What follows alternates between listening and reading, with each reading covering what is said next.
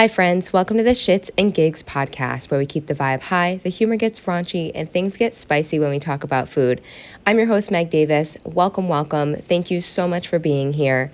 I hope you're here because you like to get weird, you like to learn about some cool shit, and you're committed to living your best life. YOLO! I am here to lean into my natural curiosity around why the frick we're here and what makes us special. I am honored to witness so much talent and experience with each guest that I have on my channel. Each guest is invited on because of a simple conversation, a simple connection. I just find it so intriguing that we all live the same 24 hours and yet everyone's human experience is completely different. So if you're into thinking bigger and leaning into people's natural passions and gifts, you're in the right place. Yay! So glad you're here. Thanks for tuning in. Hi friends, it's Meg. Thank you so much for tuning in tonight. Tonight, I am here to chat it up with you about that 9-to-5 grind. The 9-to-5 grind is not for the weak-hearted. I thought entrepreneurism was challenging and it just exerted so much energy, but the 9-to-5 grind is equally, if not sometimes harder, to navigate than being an entrepreneur. And so my heart goes out to everyone in that 9-to-5 grind, whether it's actually 9-to-5 or whatever your hours are. And I just want to speak to the mamas really quick. Being a mom who was primarily an entrepreneur, so I had that luxury of building my schedule and my routine around our little boy. Yes, that was a huge benefit, and I'm so grateful that I had the opportunity to do that for almost 2 years. However, if you are also a mom or any kind of parent that you are in that role of being at home with the babies or baby, however many you have, and money's tight and you're in a position where you just feel helpless because you feel like you have all this potential and you're giving life and your kids your all, but you just feel stuck and heavy, I first want to just empower you and tell you that you have options. Life is too short to be feeling stuck and heavy day in and day out. And there are seasons of life where your roles may change with yourself and your partner, or God bless you if you're a single parent, because I truly don't know how you do it. You are a special breed. You are so strong and perseverant. I mean, we all are, but hot damn, single parents, let's take a moment of silence for you. But yeah, my heart goes out to you, and I just want to tell you that there are options, even when it seems impossible. I think the first step to figuring that out is just allowing yourself to sit with yourself and discover what you're meant for. Fun fact, when I was questioning a next step or changing anything, I had been in the health and wellness business for close to 9 years, and I still am part-time on the side, so if you have any health and wellness questions, please feel free to message me. I will always answer your questions. But anyways, I had done that for 9 years. It's all I've known pretty much in my adult career life. So I said, if I am going to do something different, what do? I just don't know what's next. So I legit ChatGPT'd my strengths and asked what great jobs would be for myself. And it was rather insightful. So if you're feeling stuck and heavy and lost, and you want to just try and get centered with your purpose or or just discovering what may excite you, that is one way you can go about doing that. But my heart goes out to you. Let's dive in a little bit here. So I'm 1 month in, feeling pretty good. It's been really fun to learn new things. That was one thing that I was really craving. I just felt kind of stagnant in my learning curve as far as my sphere went with my previous position, and it feels really cool to just learn new skills, flex skills that I already had and just haven't had the opportunity to utilize. So that's been pretty cool. I now have kind of an independent flow, so that feels really good, just being able to kind of take initiative and get things done. And it just also feels good to get things done. I feel like my productivity has been really great, and even though my previous role is like a complete 180, from what I'm doing now, I feel like there were a lot of time efficiency tricks and a lot of mindset work for sure that has positively impacted this transition. Mindset is everything. But yeah, it's been cool to see what skills and things have transferred over, even though the role is completely different. And Cammie has finally warmed up to daycare. We're very excited about that. Getting lots of smile photo updates. It was rough. That transition was rough at first. The poor little guy would like cry who knows how long. His pictures he looked like a little Eeyore all day long in his update photos, but now we're getting smiles and he's like a completely different guy. So also for parents transitioning to daycare or considering transitioning to daycare, it's going to be rough at first. I mean, that's a really hard transition for both of you, but they're going to get through it. Kids are so perseverant. So you can do hard things, they can do hard things. So tonight I really just want to dive into some things that have allowed me to remove some of that mental overwhelm from my daily flow when it came to this new transition of working 9 to 5 versus creating my own schedule and having to get out the door at a certain time versus having a little bit of flexibility there, and not only just grasping that daily flow, but also still incorporating and microdosing my self-care throughout, because I am a solid believer that self-care is top priority always, because if we are not caring for ourselves, we can't genuinely care for others, is my opinion. And before we dive fully in, I just wanted to take a moment to thank you again for being here. Choosing this episode tells me that you care about how you show up, and that you are committed to fully living your best life. And so thank you for plugging in tonight. I hope that you are able to take something away to elevate your human experience in some kind of way, in a more positive direction. I'm so proud of you for being here and choosing this episode. So let's start things off with the core things that have allowed me to get out of the freaking door. That was like the hardest thing at first. Getting out of the door, especially on daycare drop-off days. We are very lucky. 2 days a week, Cam stays over. He has a night with my parents and a night with Josh's mother. And so that is a huge blessing to not have to rush out the door with the both of us 2 days a week. But the days that we do, it's a challenge because we have to leave relatively early. My goal is to get out the door by 7:30, and I usually wake him up around like 6:30, but he is a baby that would sleep till probably 8 o'clock if you let him. So I feel bad waking him up, but it just is what it is. And so things to get us out the door. Grab and go lunch has been a continued non-negotiable for us. We started prepping our lunches about 3 or 4 months. Whenever I transitioned back to work after my maternity leave, we started doing that because the stress of, again, getting out the door it provoked a lot of anxiety for me. So I was like, what can we be doing to make it as effortless as possible to get out the freaking door?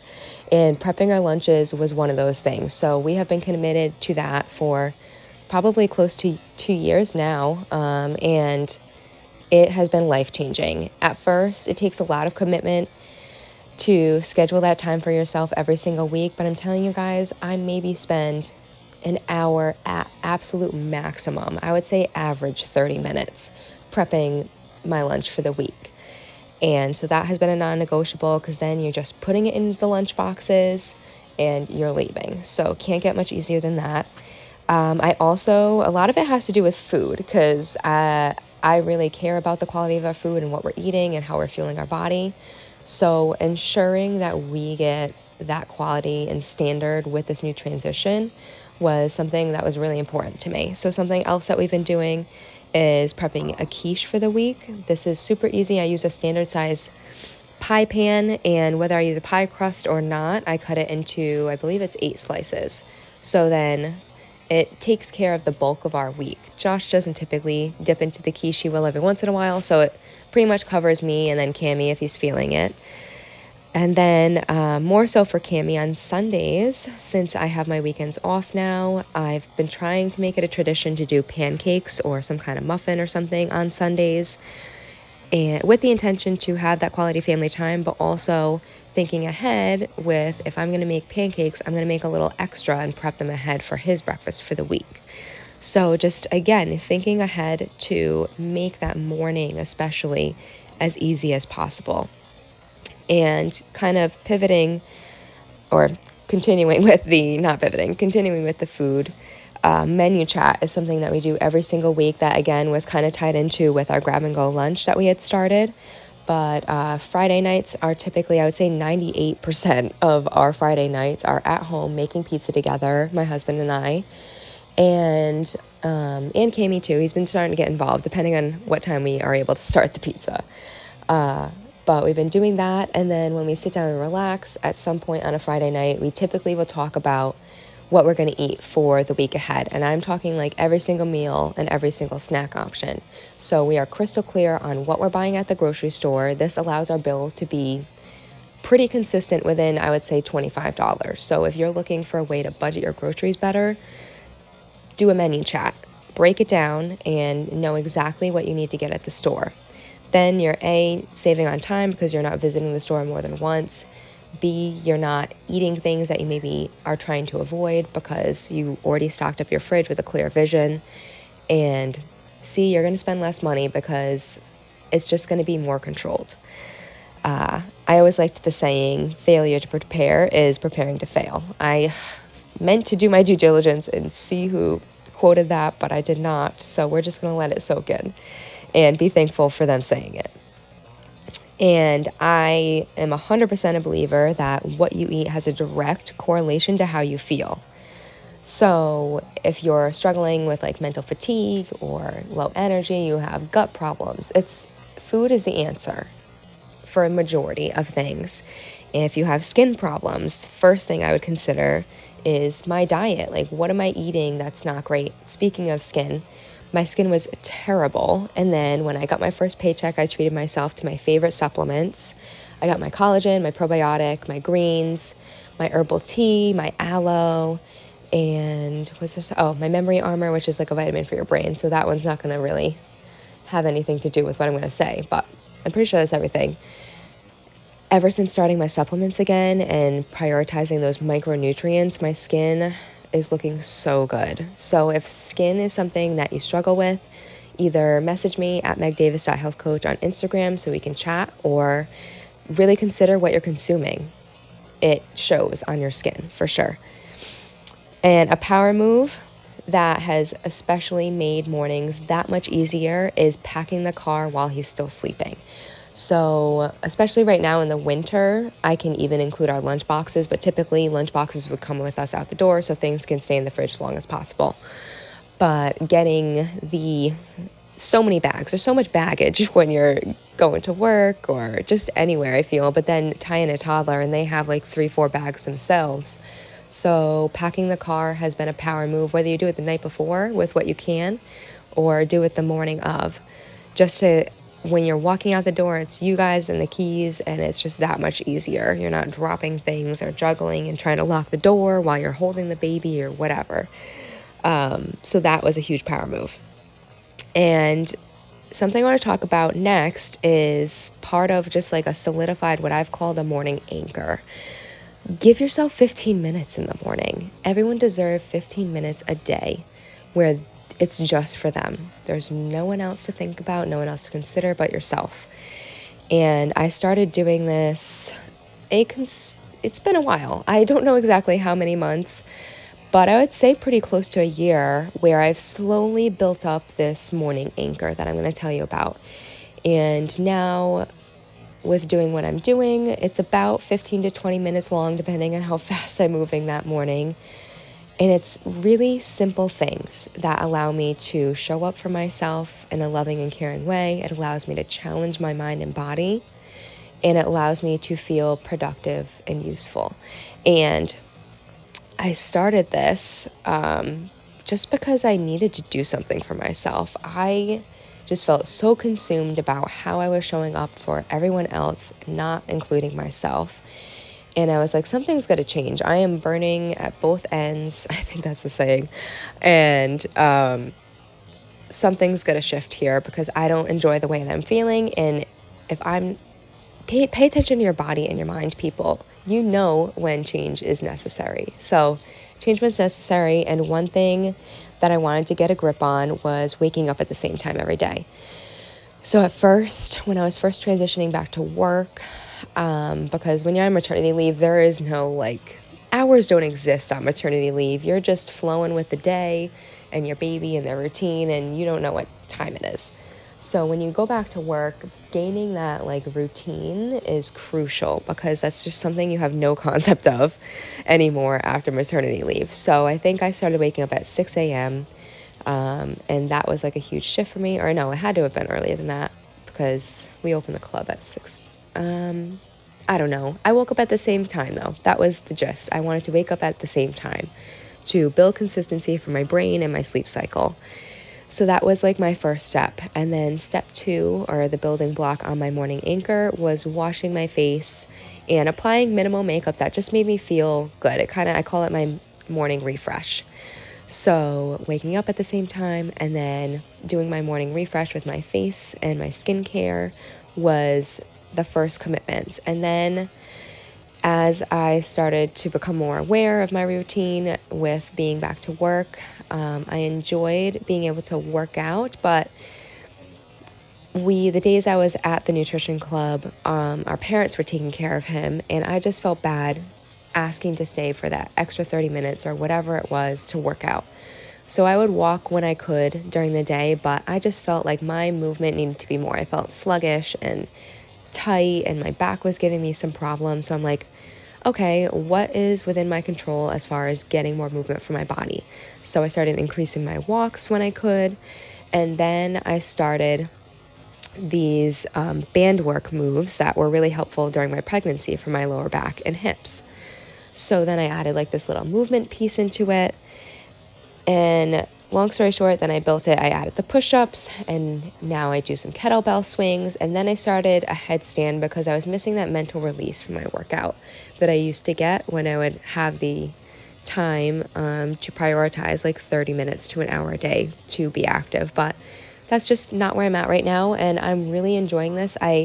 This 15 to 20 minutes every single morning has changed my life, because it is this routine that I am just committed to. It's a daily promise that I follow through with for myself. So that feels really good. It builds like that self-trust.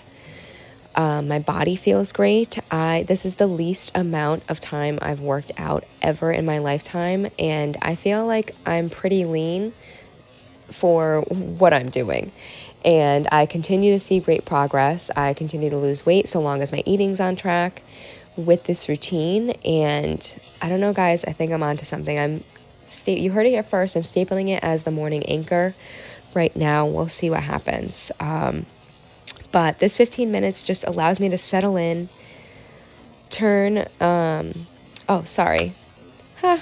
I gave you my morning 15 minutes, but I was actually referring to giving yourself 15 minutes when you get to work.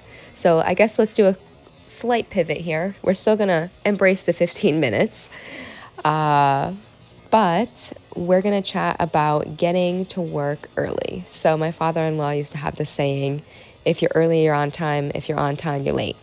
And that is just something that is forever ingrained in me. He was in my life for 13 years, so it's just part of who I am now. And but my friends are laughing because I am notoriously late. I know you guys will still love me though, so that's why. I do need to be better. I'm doing my best, okay? But when it comes to work, I have a very high standard for how I show up.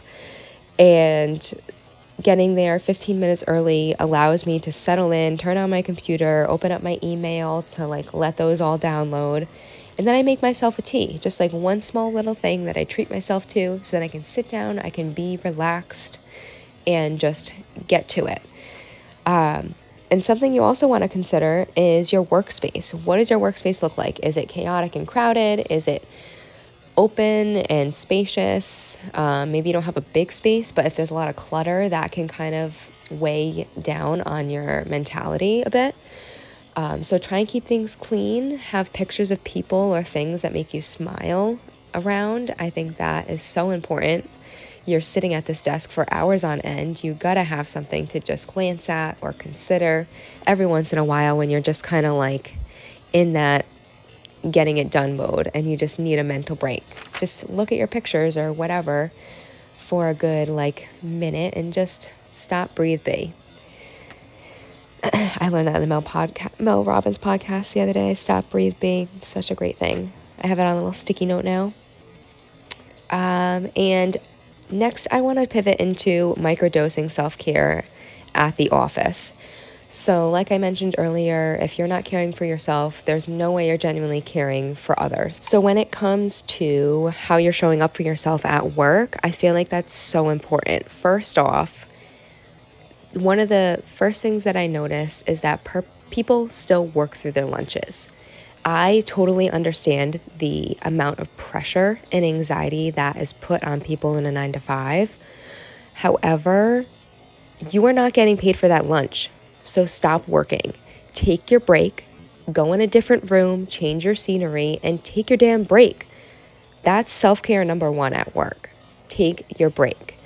It is literally in your contract. They cannot fire you for it. So take your damn break and step away from your desk. One other thing that has been huge for microdosing my self-care is just figuring out my food flow. Making sure that my blood sugar isn't dropping, not that I'm diabetic or anything, but my mood is directly affected by what I eat, and yours is too. So figuring out my food flow throughout the day has been huge. I typically will eat breakfast prior to getting to work, and then I was trying to have a snack before lunch, but I would get so caught up in what I was doing, the time would fly, and I just wasn't getting it in, and I was stacking my food too close together, and I was feeling bloated and uncomfortable.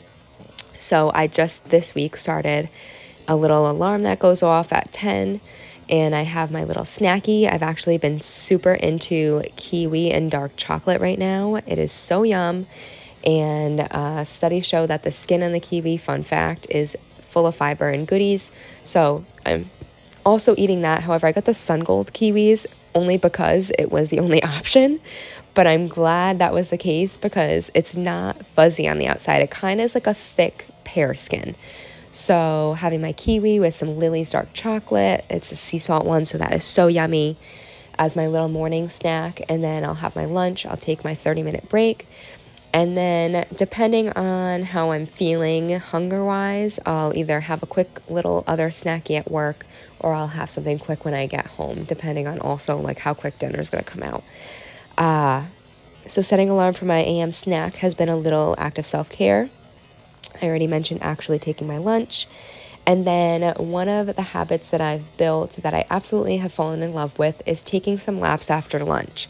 So we're in a 3-level building, and each level is a circle. So after my lunch, I typically will allot at least 5 minutes, but if not 15 minutes of my lunch to just do laps around the building, because after you eat, I don't know, if I sat right down the first couple days when I would just sit right down, I just felt so yucky and my stomach was just so full. So taking these couple steps, just after my lunch, has been so pivotal for how I feel and how I produce mentally after work too. Because if I'm feeling gross and uncomfortable, I'm not going to be performing at my peak, which is where I want to be performing. So this has just been such a nice way to show up for myself and my body. And fun facts, I'm not doing this because I need to get extra steps in. I actually stopped wearing a step tracker probably over a year ago now, because I was that mom that was doing her best, moving as much as she could, getting outside, taking the walk, whatever. And then I would look at my watch at the end of the day and I'd have 3,000 steps. And although I appreciate the feedback and the knowledge of knowing how many steps I've taken, I was just so discouraged. It made me feel like I was a failure and that I did absolutely nothing all day when I didn't sit my ass down probably once. So that was one of the best decisions I ever made for myself, was stop tracking movement and to just, how you're showing up. So if you show up and you're giving it your all, you try and embrace some type of movement in your day intentionally because it's good for you, then nothing else matters. Just show up. You listen to your body and show up.